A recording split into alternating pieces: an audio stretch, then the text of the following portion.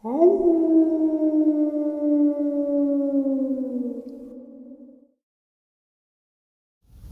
greetings and salutations, everyone. I hope everyone is doing well today. Today I have some updates. I have some very horrifying encounters, and I'm looking forward to sharing them all with you. Before we get into all that, though, a couple links. As you know, I rely on Patreon, PayPal, and the merch to help the channel to continue to grow and go. Links to Patreon and PayPal are in the description below. The merch is displayed directly under the video. Also, Dogman Frightening Encounters, Volume 1 through 3, the audiobook versions. They all were written and researched by Tom Lyons, narrated and produced by me, Jeff Nadolny. Those audiobooks are available on Audible, Amazon, and iTunes, links to which are also in the description as well. Finally, last but definitely not least, if you'd really like to help support this channel to continue to grow and go, simply subscribe. It does not cost you a cent. Click that like button. It takes half a second. If you don't want to miss out on any of the informative uploads I put out daily, click the bell icon. And folks, please leave a comment. Why? Well, because all these things, they really do help this channel to continue to grow and go. And they definitely do matter. With that, I have taken far too much of your time. Let's jump into today's upload, shall we? All right, so updates. I received a text message from Brad on Saturday. For those of you who are not familiar who Brad is, Brad has had numerous encounters with dogmen. Actually went and hunted a dogman, got a lot of crap. Well, he shared his experience on that on another channel. I reached out to him, had him come on here. He and I hit it off, and he promised to never share any of his experiences anywhere else because of how you guys treated him. You guys really treated him very well, and he appreciated that. I mean, who wouldn't, right? So he also had an experience with his guardian angel while being hunted by a dogman with his best friend. So he messages me and says, Jeff, like I said, I will not share any of my experiences with anyone else except you. I had something really crazy happen and I need to share it. So I'm going to be doing an interview with Brad sometime this week. Probably I might hit it off with him tonight or tomorrow, but it will be earlier in the week. Second, Victor. Victor is in the hospital, and Victor is going to need a kidney transplant. I am speaking to him periodically, and he is 100% in the hospital. I've heard the nurses talk to him and hand him his medicine. I've heard him order his lunch and supper. So hopefully within the next couple of days as well, I can get him on here just to say hi. I don't want to overstress him, but we got something big planned in the near future with Victor and I. And finally, last, but this is definitely not least, this evening I received a quick phone call from Bob. Bob lives outside of Gila National Forest. His son, Junior, or JR, is sitting in jail right now. The only thing he did was went hiking with a camera and called his dad, told his dad, hey, I caught something on film. I have it. And apparently, as he was talking to his dad, as he's walking out of the trail, his dad said he heard park rangers, federal park rangers, come up and take his camera, take the phone, and take him. Now, JR had caught or had seen a dogman attacked by multiple crawlers in the Gila National Forest. I don't know what he caught. Bob doesn't know, but he's going to talk to his son tomorrow morning, and he said he's going to let us all know what he caught, what he experienced, and why was he arrested. Because he was not off trail, he was not littering. He is literally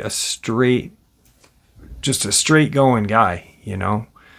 And something sounded real fishy about that.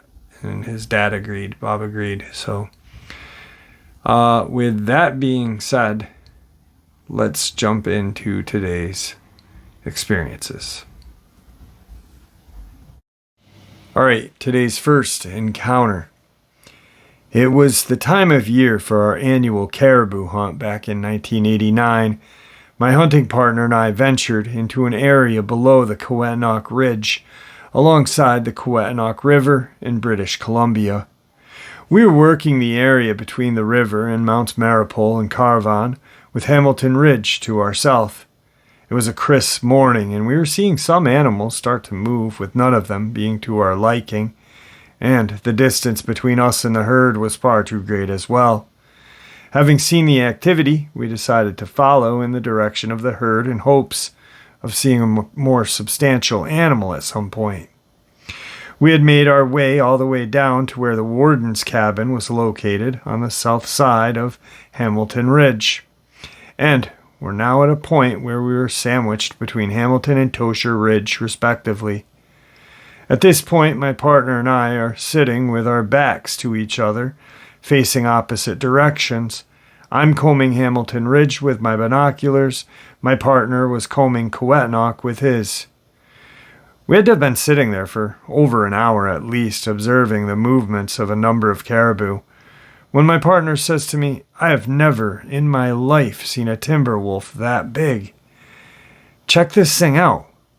On cue, I turned and began to fix my binoculars on the area in which he was pointing. At this point, the two of us are now sitting with our eyes fixed on what appeared to be a wolf that was the size of a bull elk. A fact which was in of itself hard to digest mentally. The distance was great, but based on the size of the largest caribou, which it was stalking, walking well below them, it was twice the size of the largest male, which did not make any sense. To me, what I was seeing was an impossibility in the natural world. A timber wolf at this size would have been in the neighborhood of 500 pounds, which just can't be. As I was looking at it, I said to my hunting partner that it must be a bear, but even as I said that, I didn't believe my own words, in that the coloration was not right for a bear, and yet the rump sat too high with the spine to be the profile of a wolf. It was truly a puzzlement to both of us. We sat watching this creature, obviously stalking the herd from a lower position on the ridge. It must have been 20 minutes later, as both of us are watching intently, that this beast lifted off the ground with what we believe to be its front legs, which are now hanging from the body, and began to make its way up the hill towards the herd, appearing just as a hunter would, holding his rifle, trying to get closer without being seen. This thing is now walking hunched over like a man. It made its way into position behind some brush, where it once again squatted down and was evidently watching the activity above it, as we were as well. The herd was lumbering along, and it had to consist over 50 animals or more, when suddenly, as we watched, this creature made a lightning-fast movement, closing the gap between itself and the herd, repositioning itself behind another group of brush just below them. A couple of caribou seemed to be momentarily startled as they began to trot, but then everything settled down again. Moments later, this creature launched itself into an uphill and diagonal run, aiming toward the middle of the herd. The caribou began to run, but this creature, being much faster to our eyes, closed the gap quickly and launched its body, swatting a female to the ground with what appeared to be one blow from its now extended arm, very much like a grizzly would whack down an animal from the back in a chase. It was now on top of the caribou, thrashing at its body in a violent manner with both of its apparent arms. The creature, while straddling the caribou's body, had thrown so many blows in such a brief amount of time that it was inconceivable to our eyes how many had actually been thrown. This was followed by a long pause where it just sat atop of the caribou, apparently resting and eyeing its prize.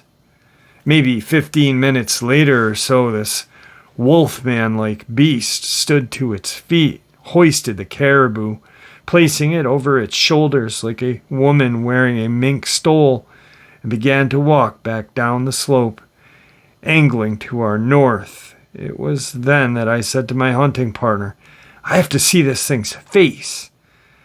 I leveled my sight on the hill in front of it and pulled the trigger, firing a single shot, the sound of which bounced back and forth between the two ridges, and it was loud.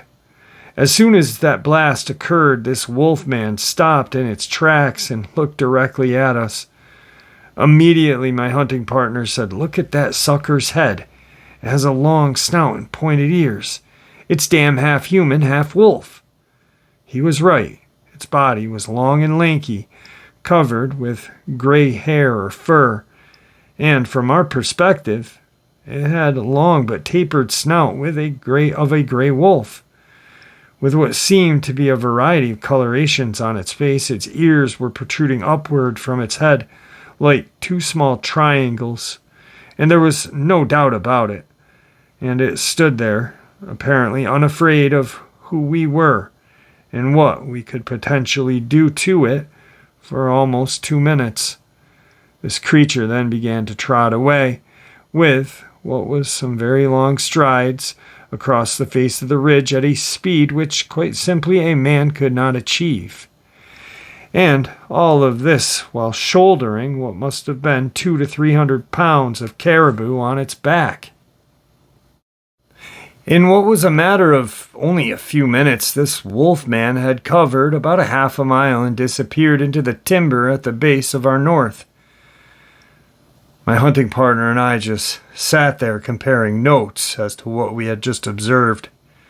When we had seen it on the caribou straddling it, the back was lean and V-shaped, appearing to be very muscular. When the arms began to thrash at the fallen caribou, they were extremely long. The movements were performed at a speed which seemed a blur to our eyes. After having risen to its feet, it hoisted the body around its neck and shoulders, like you or I would lift a 5-pound bag of potatoes, as if it was nothing. I think the craziest damn moment of all was when we saw it lift up from being on all fours onto 2 legs, which was the defining moment of the sighting. This singular movement completely blew us out of the water. We both at that point knew that we were seeing something totally unique and, quite frankly, extraordinary, if not supernatural. And yet, there it was, hunting and walking, attacking flesh and blood animal for food. It was just incredible. Thank you for letting me share. Today's second encounter comes to us from Illinois. On this day, my buddy and I were set up in a clearing that butted up to a large tract of woodland in northern Illinois. This was one of our favorite areas to bang out a couple of coyote every now and then. Maybe 45 minutes before daylight would be gone, we heard those varmints howling in the woods to our north. My partner had a call in hand and started to work what is known as the dying rabbits. The sound of a dying rabbit is irresistible to coyotes. It never fails to bring them in. He's calling about every 2 or 3 minutes with little time in the day, but we knew they were nearby. Our truck was parked about a quarter of a mile from our position. We're in full camo, sitting against a clump of trees and bramble about 40 yards into a field away from the main wood line. As he continues to make the call, we start seeing a couple heads popping up from the grass. A total of 4 coyote began trotting toward what they suspected was a late afternoon snack, heading directly towards us. The 2 of us raised our beads on position for a takedown when the unexpected happened. The coyotes hit the brakes, raised their heads, and out of the woods to the east, this huge creature came tearing out of the trees, heading right for them. The coyotes immediately start hightailing it to the west, running through the field and heading for cover of trees. We could immediately tell that at least one of them would not stand a chance of escape. This monster ran across the field in a forward lean, and it must have been covering ground 3 times faster than the coyotes were. Just before the coyotes could make it to the woodline, this creature dove toward them. We heard a loud, cat-like squeal followed by silence. We sat in our position, stunned by the spectacle that was unfolding right before our eyes. This creature rose to its feet with a coyote in its hand. We could see it manipulating the dead creature while it stood in the field. This coyote, by the way, was 60, 70 pounds, but in the hands of this creature, it looked like a rabbit. That's how big this monster's hands and arms were. We ducked down low as the creature turned to slowly walk back across the field in the direction it had come from, eventually disappearing into the timber. As you can imagine, this was an unbelievable sighting in any man's book. In hindsight, one of the most frightening aspects was that we had been sitting there making calls for 3 hours before anything had happened. We were now left wondering if we had actually been calling this creature in, who happened to be closing in on our position when the coyotes showed up. I guess we should thank God for sending those coyotes, because that creature had come out of those trees only maybe 30 yards from where we sat. It could have been on top of us before we'd even react. The monster appeared to be moving as fast as a speeding 4x4 across the field. There was no way to really judge how fast, other than estimating maybe 40 miles an hour. The coyotes were at a complete disadvantage in the tall grass and bramble, not to mention the fallen trees and patches of brush throughout the field they had to navigate through. The monster, on the other hand, just took a straight line sprint, clearing everything and anything in its path at high speed. It was absolutely incredible to watch. After the kill was made and the creature had left, the 2 of us did not venture out into the field where the incident occurred. We were quite happy to get out of there with our shirts still on our backs. That monster was everything that we had seen and heard about. It had to have been every bit of 7 to 8 feet and looked like a brick shithouse with legs. When it ran across the field, when it had committed the dive for its prey, it launched itself like a baseball player stealing second. We heard that brief yelp or screeching sound as the coyote met its demise, and then it was all over.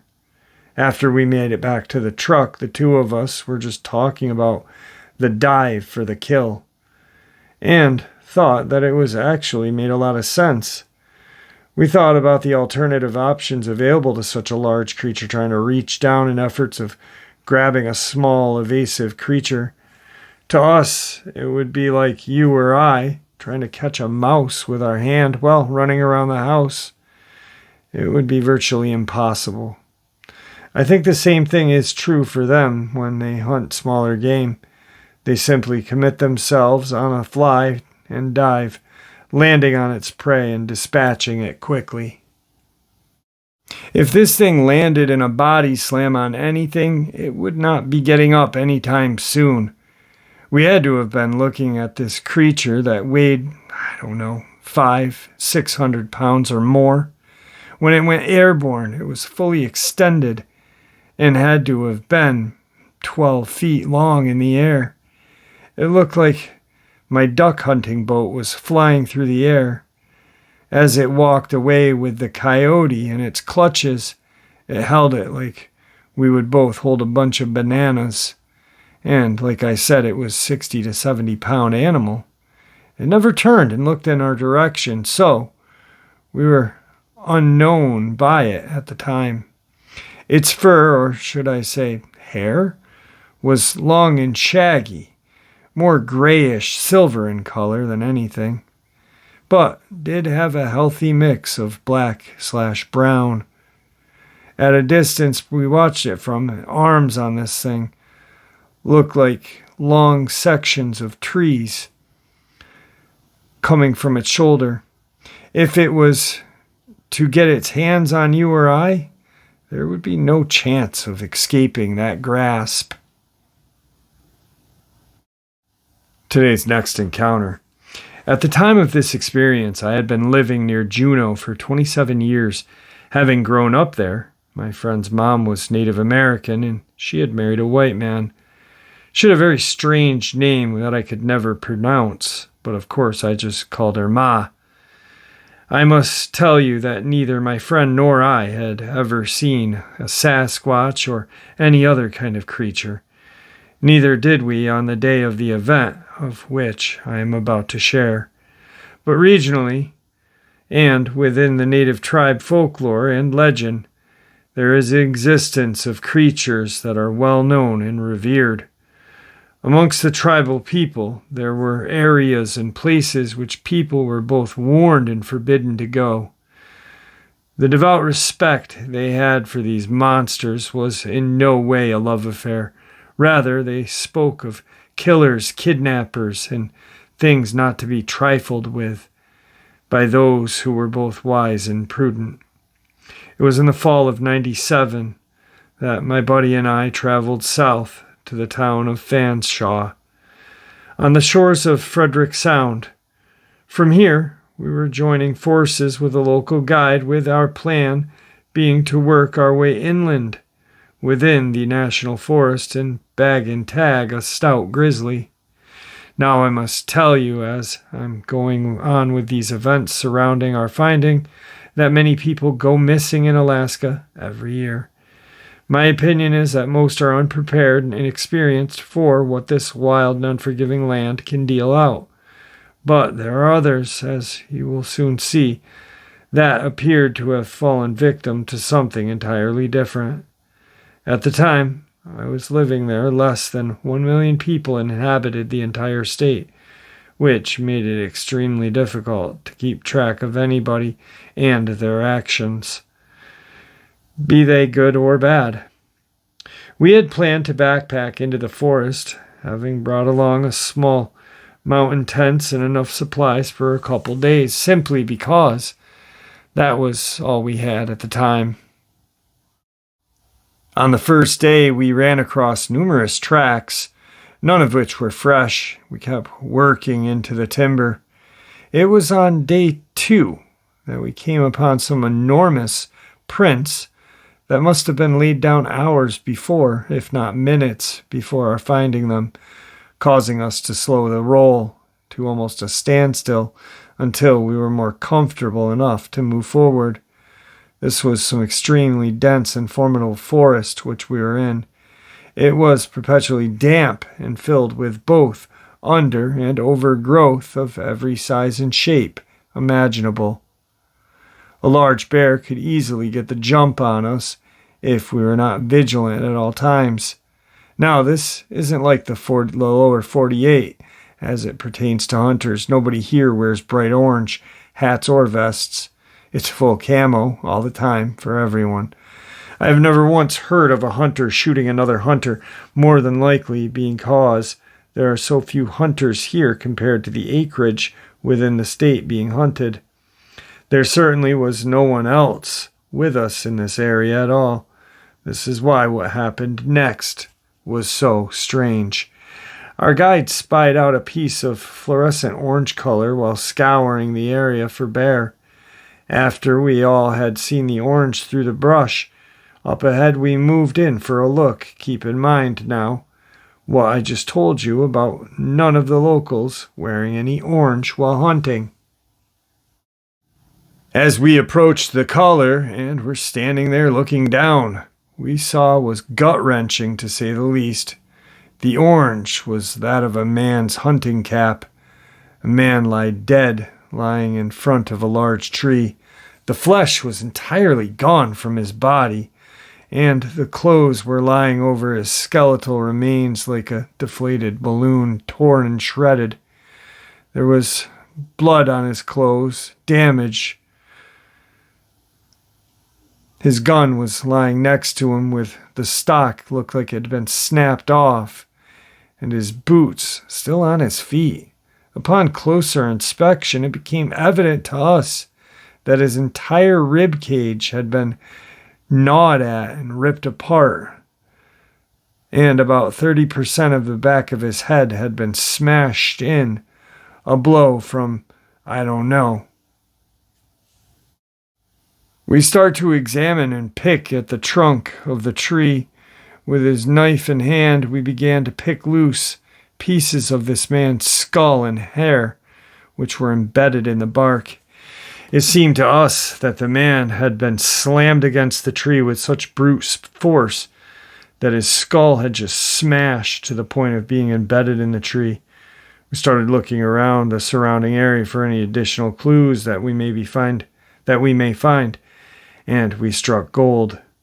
We had seen hanging from the neck of the deceased what appeared to be a lanyard strap from either a camera or a pair of binoculars, but the attachments had been severed, and whatever had been hanging from that strap was now missing.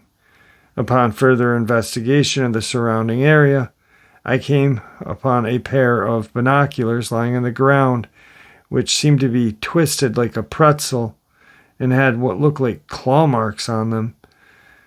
They had been grabbed on both sides, in my estimation, with each side turned in the opposite direction, rendering them like a piece of twisted taffy. When our guide saw the binoculars, that had iced the proverbial cake, he said.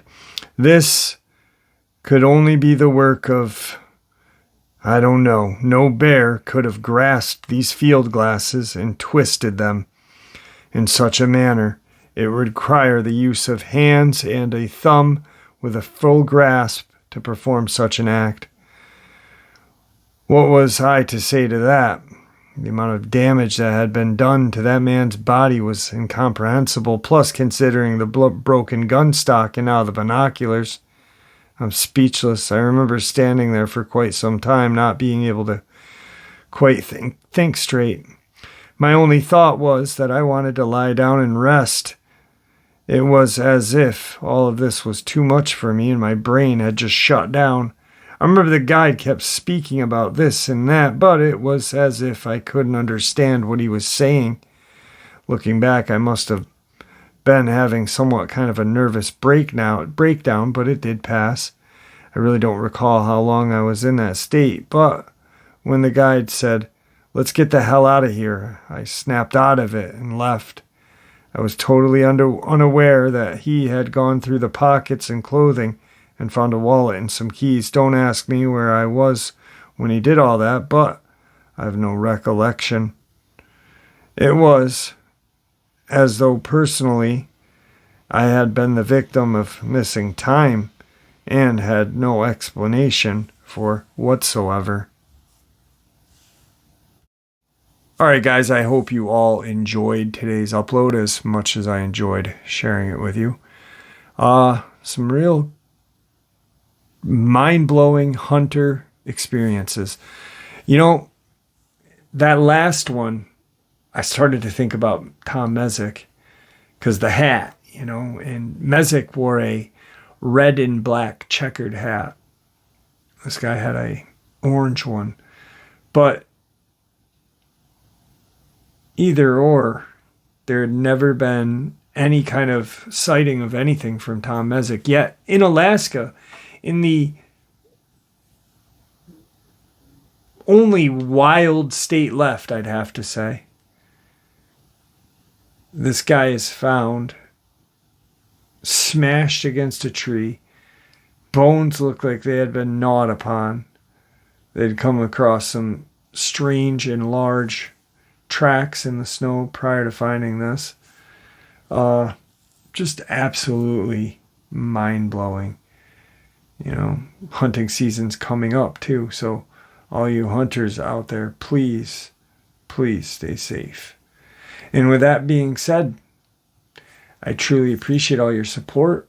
Your support is what makes this channel so special and what continues to make it grow and go. Please stay safe, happy, healthy, and ever vigilant, keeping an eye on your children, your pets, and your loved ones.